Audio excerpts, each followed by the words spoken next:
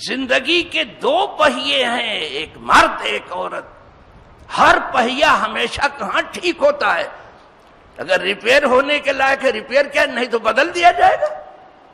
آپ کون ہوتے ہو کہ نکاح و طلاق میں اڑ جاؤ؟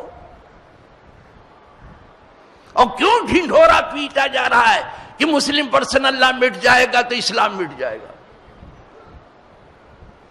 مسلم پرسنل لا بورڈ کے مٹنے سے اسلام نہیں مٹے گا، ایران کے مٹنے سے اسلام نہیں مٹے گا. کیوں ادھر ادھر کی بات کرتے ہو؟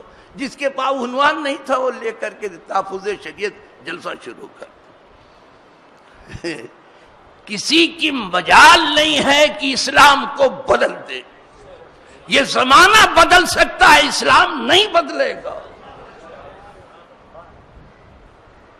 کیوں بہانہ لے کے ادھر ادھر کی بات کرتے ہو؟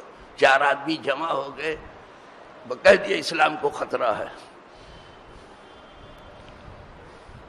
جس نے اس دین کو اتارا وہی اس کا نگراں ہے. نحن نزلنا الذکر وإنا لہ لحافظون.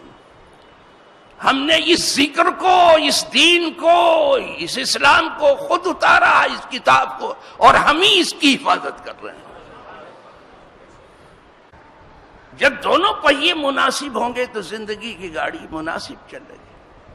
کتنی عورتوں نے اپنے شوہروں کو اپنے عاشقوں کے ساتھ مل کے مار ڈالا، روز خبر میں. اور کتنی عورتیں ہیں کہ جب اپنے شوہر کی حفاظت کے لیے سالوں سال لڑتی رہیں.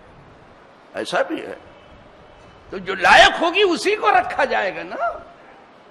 کیا ضروری ہے کہ گلے کا ٹھینگر بنا کے رکھو کہ جلانا پڑے اور مارنا پڑے اور کہہ دو کہ خودکشی کر دی؟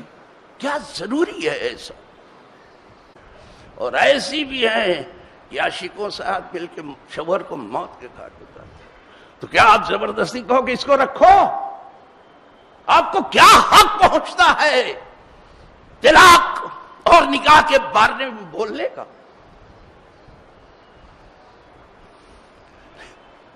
لیکن بورڈ میں کچھ جان تو ہے نہیں. جان لے کے بیٹھے. جان ہے آپ کے بورڈ میں؟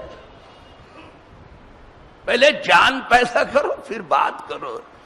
تمہارے موقر کہنے سے اور معزز کہنے سے کوئی معزز نہیں ہو جائے.